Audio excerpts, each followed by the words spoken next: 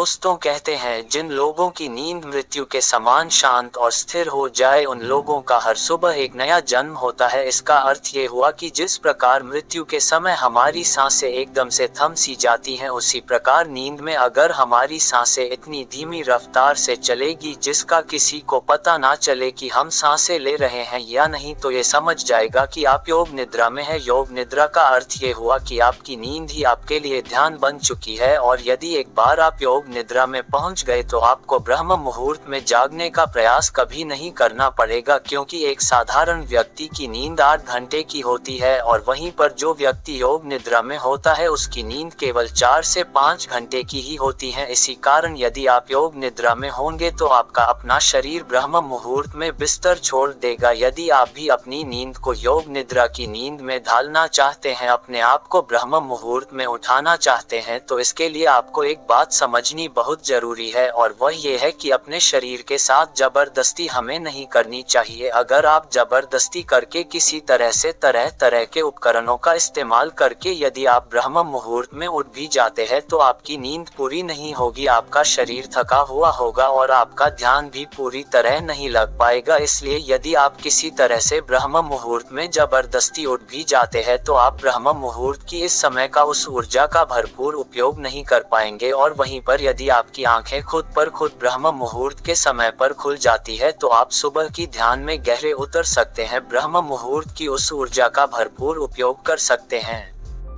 लेकिन वहीं पर यदि हम जबरदस्ती करके किसी तरह से ब्रह्म मुहूर्त में उठ भी जाते हैं तो इसका अर्थ ये है कि हमने अपने शरीर को तनाव दिया है, जबरदस्ती हमने उसे उठाया है, जिस कारण हमारा पूरा दिन तनाव में ही बीतेगा। हम दिन भर थका हुआ महसूस करेंगे, हारा हुआ महसूस करेंगे और हमारा मन भी किसी कार्य में नहीं लग पाएगा। यदि आप वास्तव में ब्रह्म मुहूर्त में उठना चाहते हैं तो इसकी तैयारी आपको पिछली रात को ही करनी होगी। जैसे कि मान लीजिए आप रोज रात को 8 बजे तक खाना खा लेते हैं तो उसके बाद 9 बजे तक आप सोने की तैयारी कर लीजिए। आपको ये समय निश्चित रखना होगा, नियमित तौर पर आपको हर रोज 9 बजे ही सोना होगा। 9 बजे आपको अपने बिस्तर पर पहुंच जाना है, शांत होकर स्थिर होकर सो जाना है। और एक बात और याद रहे, जब आप इस अवस्था में होंगे तब आपके मन में किसी प्रकार की कोई विचार नहीं होने चाहिए, जैसे कि आज मैंने ये काम नहीं किया, आज मैंने वह काम नहीं किया, यदि मैंने इस कार्य को कर लिया होता तो कल मेरे ऊपर इतना दबाव न होता। आपके दफ्तर के सारे काम दफ्तर में छूट जाने चाहिए। यदि आप व्यापार करते हैं तो आपके व्यापार के सारे काम वही रह जाने चाहिए। इस स्थिति के दौरान आपके मन में ऐसे कोई विचार नहीं होने चाहिए जिससे आप और आपके नींद पर प्रभाव पड़े, फिर चाहे वह कार्य आपके लिए कितना भी जरूरी क्यों ना हो, फिर चाहे वह विचार ही आपके लिए जरूरी क्यों ना हो, क्योंकि एक अच्छी नींद लेना अति आवश्यक होता है, जिससे हमारा शरीर ऊर्जावान बना रहता है, ताकतवर बना रहता है। गहरी नींद के मुकाबले और कोई काम जरूरी नहीं होता, क्योंकि अत्यधिक धनी से धनी लोग भी धन तो बड़ी सरलता से कमा लेते हैं, लेकिन वह उससे अपने लिए रातों की नींद नहीं खरीद सकते। और यदि मान लीजिए आपने 9 बजे का समय तय कर लिया है कि आपको ठीक इसी समय पर सोना है, तो इसके लिए आपको करीबन 2 घंटे पहले से ही इसकी तैयारी शुरू कर देनी चाहिए। यदि आप ऐसा सोचते हैं तो कि मैंने 9 बजे ही भोजन कर लिया और 9 बजे ही बिस्तर पर चला जाता हूं और उसके बाद मुझे गहरी नींद आ जाएगी, तो यह आपका वहम है। क्योंकि यदि आप सचमुच योग निद्रा का आनंद लेना चाहते हैं, इसे अपने जीवन में उतारना चाहते हैं, तो आपको इसके लिए करीबन 2 घंटे पहले से इसकी तैयारी शुरू कर देनी चाहिए। इसके लिए आप जितना जल्दी भोजन कर लेंगे उतना अच्छा है। मान लीजिए कि आप 9 बजे सोना चाहते हैं तो आप करीबन 7 बजे भोजन कर ले, जिससे आपको आपके खाने को पचाने के थोड़ा समय मिल पाएगा। लेकिन क्या आपने कभी ये देखा है कि जैसे ही हम खाना खाते हैं उसके कुछ देर बाद ही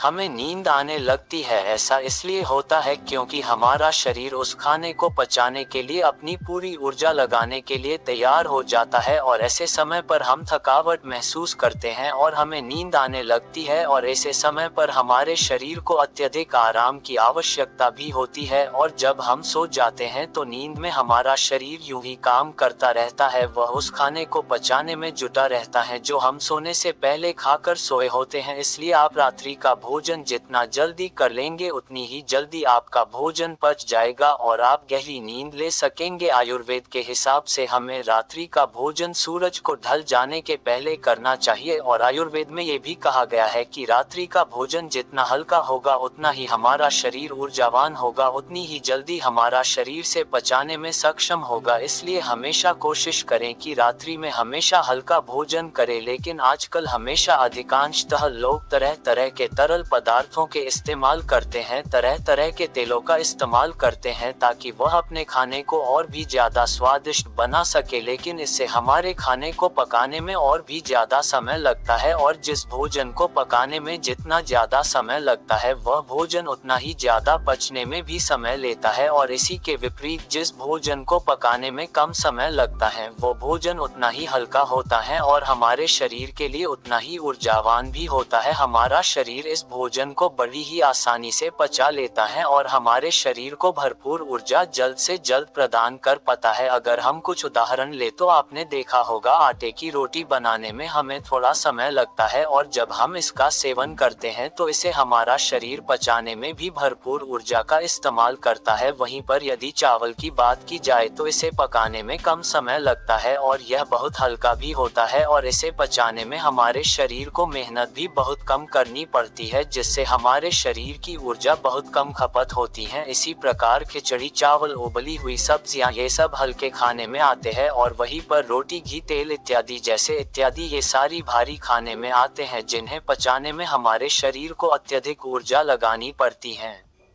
और हमारे शरीर को इसे पचाने में अत्यधिक समय भी लग जाता है। और आप लोगों ने ये भी देखा होगा कि जब हम में से अधिकांश लोग भारी भोजन करते हैं तो उन्हें नींद बहुत देर तक आती है, अर्थात वह बहुत देर तक सोते रह जाते हैं क्योंकि इसे पचाने में अत्यधिक समय लगता है, अत्यधिक ऊर्जा नष्ट होती है। इस कारण हमारा शरीर थक जाता है और उसे आराम की भी अत्यधिक आवश्यकता होती है और इसी कारण वश हमारे शरीर में तरह तरह की बीमारियां भी उत्पन्न होने लगती है। लेकिन आजकल हम लोगों को यही नहीं पता होता कि हमें किस तरह का भोजन करना चाहिए। आप में से अधिकांशतः लोग रोज सुबह सुबह या शाम के वक्त व्यायाम करने जाते होंगे, अच्छा शरीर बनाने के लिए, अच्छा और सुडौल दिखने के लिए, जिससे आपका शरीर बलवान हो, ऊर्जावान दिखे। लेकिन इसके लिए आप भारी भोजन भी करते हैं, इससे आपका शरीर ऊर्जावान और सुडौल तो दिखता है लेकिन शरीर की वह प्राकृतिक ऊर्जा, प्राकृतिक स्फूर्ति और प्राकृतिक ताजगी हमेशा के लिए नष्ट हो जाती है। इसलिए कहा जाता है कि शरीर का बलवान होने से ज्यादा मजेदार है मन का आनंदित होना। यह बात बिल्कुल सच है कि हर एक मनुष्य को व्यायाम करना चाहिए जिससे उसका शरीर स्वस्थ और सुडौल बना रहता है, रोग मुक्त बना रहता है। लेकिन हमें उतना ही व्यायाम करना चाहिए जिससे कि हमारा शरीर थके ना और हमारे शरीर को कम से कम आहार की जरूरत पड़े, जिससे हमारा शरीर प्राकृतिक तौर पर ऊर्जावान बना रहता है। आपने खुद इस चीज का अनुभव किया होगा जब आप में से अधिकांशतः लोग व्यायाम करते होंगे और जब आप किसी दिन जरूर से ज्यादा व्यायाम या फिर कुछ कठिन व्यायाम कर लेते हैं तो आपका शरीर अत्यधिक थक जाता है और आपकी नींद की अवधि भी बढ़ जाती है। इसी कारणवश हमारे शरीर को ज्यादा आराम की जरूरत पड़ जाती है और हम इस पर ध्यान नहीं दे पाते हैं। इसलिए जब अगले दिन हम उठते हैं तो हमारा शरीर थका हुआ महसूस होता है, हमारे शरीर के अंदर हमें ऊर्जा कम महसूस होती है। लेकिन जो व्यक्ति समझदार है वो लोग ये जानते हैं कि हम चाहे शरीर के लिए कितना भी व्यायाम क्यों न कर ले, इसे चाहे कितना भी बलवान क्यों ना बना ले, लेकिन एक न एक दिन तो इसे मिट्टी में मिलना ही है। और यही बात यदि हम अपने मन को समझाने में सफल हो जाते हैं तो इससे बड़ी जीत हमारे लिए और कुछ नहीं हो सकती, क्योंकि मन को समझाने से बड़ा काम इस दुनिया में कुछ हो ही नहीं सकता। जो व्यक्ति अपने मन पर काबू पा लेते हैं उसे समझाने में कामयाब हो जाते हैं। समझ लीजिए कि उन्होंने अपने जीवन पर विजय प्राप्त कर ली, उन्होंने अपने आप पर विजय प्राप्त कर ली, क्योंकि हमारा मन ही हमें भटकाता है, हमारा मन ही हमें लुभाता रहता है, हमारा मन ही दूसरों को प्रभावित करने में लगा रहता है। जैसे कि हमेशा अधिकांशतः लोग व्यायाम इसलिए करते हैं ताकि उनका शरीर सुडौल और बलवान दिखे और वह लोगों को प्रभावित कर सके। जैसा कि आजकल हम सभी तरह तरह के विज्ञापन में देखते रहते हैं, उसे देखकर हमारा मन भी उसी तरह काम करने लग जाता है, क्योंकि हमने हमेशा से तरह तरह के कलाकारों को देखा है जो अपने शरीर को सुडौल और आकर्षक बना लेते हैं, हमारा मन भी उसी पर काम करता है। हमारे मन को भी वही चाहिए, हमारे मन को भी लोगों को प्रभावित करना है, जिस कारण हम भी उसी राह पर चल पड़ते हैं। लेकिन हम कभी ये नहीं सोचते कि अगर हमारा समाज साधु संतों ऋषि मुनियों की तरह मन को आकर्षक बनाने में ध्यान देते तो शायद हम व्यायाम से कहीं ज्यादा ध्यान को देते, उसे महत्वपूर्ण समझते। खैर, हम अपनी विषय की तरफ आगे बढ़ते हैं। रात्रि को करीबन 7 बजे के आसपास आपको भोजन कर लेना है और यह भोजन हल्का होना चाहिए। उसके बाद आपको अपने शरीर को शांत और स्थिर बनाने की कोशिश करनी है, क्योंकि इस दौरान आपके पास कोई और काम नहीं होना चाहिए। 7 बजे के पहले पहले आपको अपने सारे काम निपटा लेना है, फिर चाहे दफ्तर का हो या व्यापार का हो या फिर मन में कोई उथल पुथल, इन चीजों को पूरी तरह से बंद कर देना है। और 7 से 9 बजे के बीच का ये जो वक्त है, इसका हमें भरपूर उपयोग करना है अपने मन को शांत करने के लिए, स्थिर करने के लिए, विचार मुक्त बनाने के लिए। और इसके लिए चाहे तो आप रात्रि के वक्त स्नान भी कर सकते हैं, और स्नान करने के लिए आप चाहे तो हल्के गुनगुने पानी का इस्तेमाल कर सकते हैं।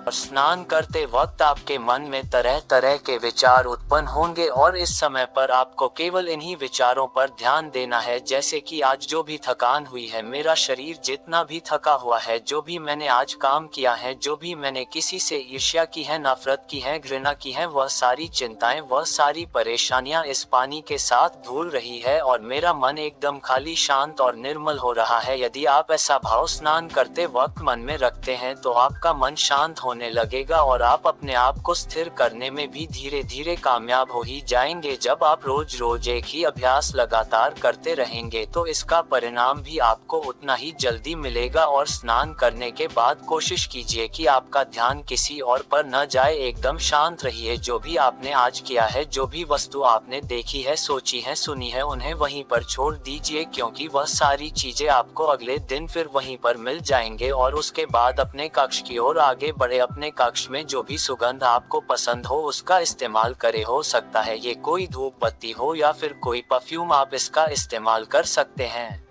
के बाद अपने कमरे की रोशनी को धीमा कर दीजिए और मन को शांत करने के लिए, स्थिर करने के लिए कोई शांत संगीत लगाकर उसे ध्यानपूर्वक सुन सकते हैं। और उसके बाद आप बिस्तर पर लेट जाए और किसी प्रकार की उपकरणों का इस्तेमाल न करें। बस सोते वक्त अपने मन में अपने आप से कहिए कि मुझे ब्रह्म मुहूर्त में उठना है, और इसे आपको बड़ी ही ध्यानपूर्वक कहना है। आपका पूरा ध्यान केवल इन्हीं शब्दों पर होना चाहिए। यदि आप सुबह 4 बजे उठना है तो आप कह सकते हैं कि मुझे कल सुबह 4 बजे उठना है। हे प्रभु, मेरी इसमें सहायता कीजिएगा, मुझे अगली सुबह 4 बजे उठा दीजिएगा, क्योंकि आप ही इस सृष्टि के कर्ता धर्ता है। इसलिए मैं आपके भरोसे एक गहरी नींद लेने जा रहा हूं और मुझे पूरी उम्मीद है कि आप मुझे कल सुबह 4 बजे अवश्य जगा देंगे। अपने मन में ये भाव बनाए रखें और इसी भाव के साथ आप गहरी नींद में चले जाए। आपको ऐसा पूरे 21 दिनों तक करना होगा। उसके बाद आप खुद ही एहसास कर पाएंगे कि जब आप नींद में थे तब भी आपको आपके आसपास क्या हो रहा है, इन सब का ज्ञान था। आप नींद में भी जगे हुए थे और अब आपका जागरण पूर्ण हुआ और आप योग निद्रा में प्रविष्टि हो चुके हैं। आप ये भी एहसास कर पाएंगे कि जिस नींद को पूरा होने में 8 से 10 घंटा लगा करता था, और उसके बाद भी जब हम अगली सुबह उठते हैं तो हमारा शरीर थका हुआ और बीमार सा महसूस होता था, अब वही दिन केवल 4 से 5 घंटे के अंदर पूर्ण हो जा रही है। और आपके शरीर में भी एक अलग ऊर्जा है, अलग शक्ति है, और आपका मन भी स्फूर्ति से भरा हुआ है, और आपका मन भी सभी कार्यों में बड़ी सरलता से और सहजता से लगने लगा है। और ऐसा इसलिए हो पता क्योंकि यह नींद आपकी वास्तविक नींद है। पहले जो नींद आप सो रहे थे उसमें आपके मन में तरह तरह के विचार रहते थे, तरह तरह के आपको सपने दिखाई पड़ते थे। आपका मन, आपका मस्तिष्क पूरे रात भर काम करता रहता था। आपका शरीर आपके भोजन को पचाने के लिए कार्य करता रहता था, जिससे आपकी ऊर्जा नष्ट होती रहती थी। इसी कारणवश जब आप उस नींद से उठते थे तब भी आपका शरीर उसी प्रकार थका हुआ, हारा हुआ और कमजोर दिखाई पड़ता था। लेकिन जब आप इस प्रक्रिया का इस्तेमाल करेंगे तो उसके बाद ना तो आपके मन में कोई विचार होंगे, ना ही आपका शरीर थका हुआ होगा, और ना ही आपके शरीर को किसी प्रकार की किसी क्रिया को करने की कोई आवश्यकता पड़ेगी। आपका मन, आपका दिमाग पूरी तरह से शांत होगा, और जब आप अगली सुबह उठेंगे तो आपका शरीर पूरी तरह से ऊर्जावान बना रहेगा। आप किसी भी कार्य को पूरे मन और लगन के साथ पूरा करेंगे, ना ही आपको